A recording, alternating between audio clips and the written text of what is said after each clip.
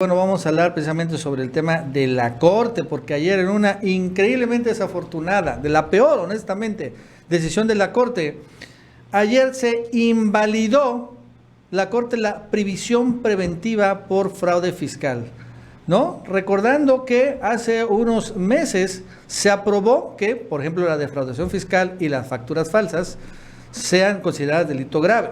Entonces la Suprema Corte estableció que no sea delito grave y por lo tanto no habría prisión preventiva de oficio a imputados por contrabando, venta de facturas falsas, defraudación fiscal calificada, cuando el monto ascienda a más de 8.6 millones de pesos. O sea, al final, un caso muy claro, o sea, es el caso de Inés Gómez Monte Álvarez Puga, que defraudaron por miles de millones de pesos al gobierno mexicano, no van a ir a la cárcel.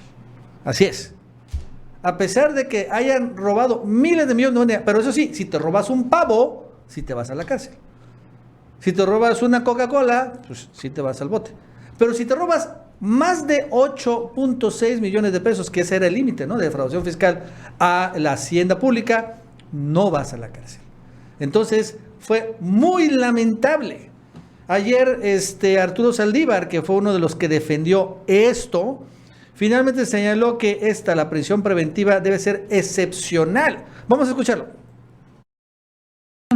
Y la excepcionalidad de la prisión preventiva oficiosa, que reitero, tiene que ser, una vez más lo digo, excepcional, solamente cuando hay peligro de fuga y cuando existe el riesgo de que pueda destruirse pruebas. Y en esto yo incluyo también el peligro de que pudiera ponerse en riesgo la seguridad, por ejemplo, de los testigos, que eventualmente son técnicamente parte de las pruebas. De tal suerte que no se trata de inaplicar la Constitución, no se trata de declarar que la Constitución es inconvencional, sino tomar y la excepcionalidad de...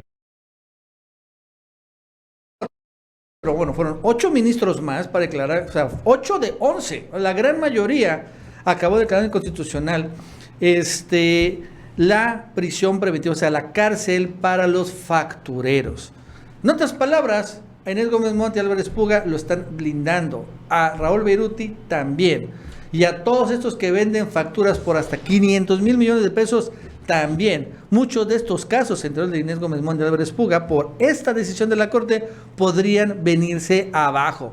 Es terrible. La Corte en su peor momento, descarándose, defendiendo a estos personajes multimillonarios como Inés Gómez Monte Álvarez Puga.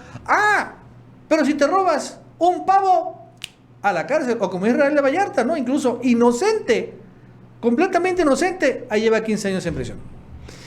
Sí, es increíble, ¿no? El argumento de Arturo Saldívar y de estos otros 8 ministros se centró en el hecho de que se tenía que respetar los derechos humanos, que en la Constitución se establecen pues la protección a los derechos humanos y que estas medidas de prisión preventiva oficiosa pues afecta a los derechos humanos. Entonces, dicen pues con este criterio o con este argumento, pues nosotros rechazamos que se incluyan estas acusaciones en la lista de prisión preventiva oficiosa. Entonces ya no se podrá seguir en ese camino, o sea, ya lo definió ya la Corte. Ya entonces cuando vengan acusaciones en este sentido, entonces se tendrá que venir ya todo un proceso legal en donde pues eventualmente los acusados puedan ser detenidos, aunque tampoco necesariamente tenga que ser así, porque bueno, ya finalmente es lo que está decidiendo la Corte. Y sí, Nacho, esto es una reforma del 2019 que inicia su aplicación en el 2020 y que ha servido para sustentar varias de las acusaciones que se han dado en estos casos de evasión fiscal. Muchas de ellas también impulsadas por el procurador fiscal de la Federación, que se llama Carlos Romero Aranda, quien es el que también ha utilizado ya este nuevo marco legal justamente para crear todas estas carpetas de investigación que son las que se han, o estas denuncias, para ser precisos, que se han denunciado a la Fiscalía, y la Fiscalía también ha utilizado este marco legal para conformar estas carpetas de investigación.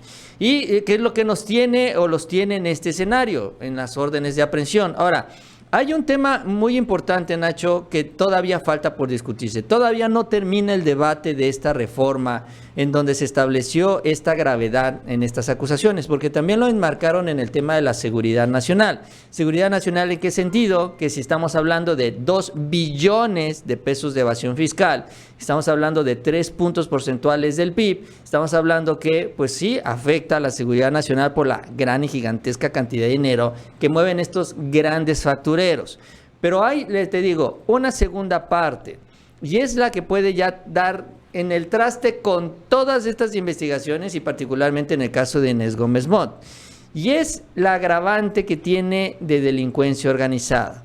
Porque cuando se da esta agravante, entonces, aunque no tenga prisión preventiva oficiosa, digamos, de raíz, ya con esta agravante se puede conseguir, se tiene esta orden de aprehensión, ¿no? Que es lo que también está buscando la Fiscalía. Entonces, la Suprema Corte de Justicia de la Nación dejó este debate para una segunda sesión. No sabemos, no sé exactamente cuándo va a ser, pero en esa discusión va a definir si esto de evasión fiscal, de las factureras, del contrabando y todo esto se puede incluir en la lista de delincuencia organizada. Y es muy importante porque la acusación, por ejemplo, que tiene Inés Gómez Mont y que tiene Álvarez Puga es por evasión fiscal y por delincuencia organizada.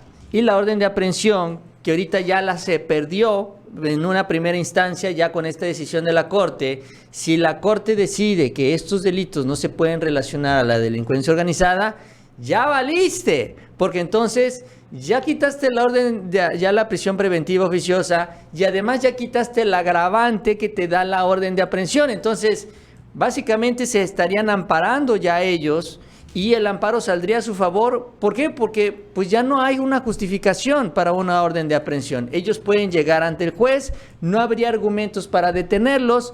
Imagínate también lo que va a pasar con este caso de Inés Gómez Mont y Álvarez Puga, donde hablamos de miles de millones de pesos. Todo esto que ya conocemos, todo esto, pues seguirán disfrutándolo, ¿no? A costa del presupuesto de todos los mexicanos.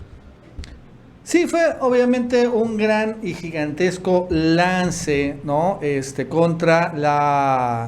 Contra toda la 4T, ¿no? O sea, realmente una gran vergüenza de la Suprema Corte. El presidente también señaló que esto, ¿no? O sea, habló sobre el tema. Fence señaló, es que es increíble que ahora sí la justicia está defendiendo a los fifís, mientras a los pobres los meten a la cárcel. Vamos a escucharlo. Que se castigue por igual a todos los que cometen un ilícito y que no esté la justicia al servicio del dinero de los poderosos. ¿Esta sentencia refleja eso? Eso refleja. ¿Hay dinero detrás de esta decisión de la Corte? Va en la línea de seguir protegiendo la corrupción y de seguir apoyando a las minorías. ¿Podemos afirmar que la decisión de los ministros que votaron en contra son una extensión de esta corrupción? Es la misma política del Poder Judicial que tiene que ver con el hecho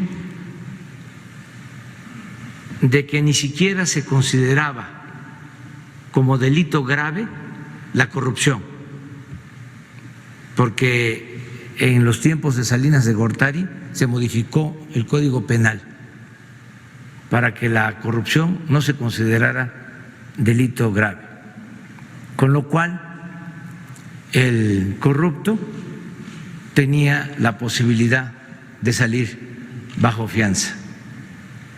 Eso se sostuvo hasta esta reforma constitucional, que ahora en una de sus partes la están declarando inconstitucional. Entonces, en eso no estoy de acuerdo, desde luego. Creo que es seguir protegiendo a las minorías y castigando solo a los que no tienen agarraderas, influencias o no tienen con qué comprar su inocencia. Me parece que no se actuó bien. Terrible decisión de la Corte, ¿no? Honestamente. Incluso también, por ejemplo, ya igual de Morena, reaccionaron, Citlali Hernández, pues habló sobre el tema, ¿no? Sobre el tema de la acción de inconstitucionalidad. Vamos a escucharla. Hoy los únicos que están celebrando la decisión de la Suprema Corte de Justicia son los corruptos, los defraudadores fiscales, los factureros y sus socios políticos. ¿Por qué están celebrando? Porque la Suprema Corte de Justicia acaba de aprobar una acción de inconstitucionalidad que promovieron los corruptos y delincuentes del PRI, del PAN, del PRD y del Movimiento Ciudadano para que la prisión preventiva en delitos graves como corrupción, defraudación fiscal, los factureros, el contrabando, no se aplique a los grandes delincuentes de este país. ¿Esto qué implica? Te pongo un ejemplo muy sencillo. Con el caso de Inés Gómez Montt, que defraudó al fisco, que está acusada por enriquecimiento ilícito, ahora podrá escaparse como ya lo ha hecho, podrá ampararse, podrá salir a medios a defenderse de un delito que cometió, gracias a que aprobaron aceptar esta acción de inconstitucionalidad y ya no van a poder pisar la cárcel, ya van a tener más margen de maniobra para escaparse, para ampararse, para ocupar todo el engranaje corrupto del sistema judicial y escapar de la justicia. No podemos permitirlo, hay que estar muy al pendiente, porque el Poder Ejecutivo y la mayoría del Poder Legislativo acompañamos esta propuesta porque necesitamos acabar con la impunidad, necesitamos que estos grandes corruptos ligados a sus socios políticos dejen de salirse con la suya. Pregunto, ¿de cuánto fue el cañonazo? Basta de impunidad y basta de corrupción en nuestro país. ¿Cómo la ves, Mao? Es que sí, tiene razón en esta parte final, yo lo decía, falta ver, pues, el dinero, ¿no? Estamos hablando de miles de millones de pesos. Digo, si nada más las bolsas de Inés Gómez Montt cuestan millones, nada más las bolsas, súmale a eso las prendas, súmale a eso los coches, súmale a eso los viajes, súmale a eso las propiedades, súmale a eso todo el dinero que están moviendo. Estamos hablando de que son miles de millones de pesos, lo que está decidiendo la Suprema Corte. Y algunos, pues como dicen ya en el diagnóstico general del SAT, es una evasión de 2 billones, donde están involucrados senadores de la oposición, diputados de la oposición, gobernadores de la oposición, diputados locales, presidentes municipales, grandes empresarios también, todos estos opositores al presidente, todos estos que estaban acostumbrados a no pagar impuestos, todos estos que estaban beneficiados por el sistema, todos ellos son los que están embarrados. Si no están con este facturero, están con otros, pero finalmente movieron muchísimo dinero. Entonces, todos ellos son los que están encima del Poder Judicial de la Federación. Todos ellos usando su influencia que también han utilizado durante años. No es un tema fácil, vamos a decir, de que se resuelva con la libertad que se debería de dar. Y bueno, pues, insisto, falta todavía la última decisión que daría ya al traste realmente con la reforma. Esta reforma que pues endurece los castigos a los evasores fiscales. Pero pues yo creo que pues, todo indica que seguirá, o sea, que seguirán este mismo camino, quitarán esta agravante y efectivamente pues ya realmente pues cuando venga la acusación pues mandar a sus abogados, podrán ampararse, podrán hacer muchas cosas menos pisar la cárcel hasta que lo sentencien, o sea, hasta que el juez se decida. Y bueno, si hablamos de cañonazos de dinero, pues ahí también caen muchos más.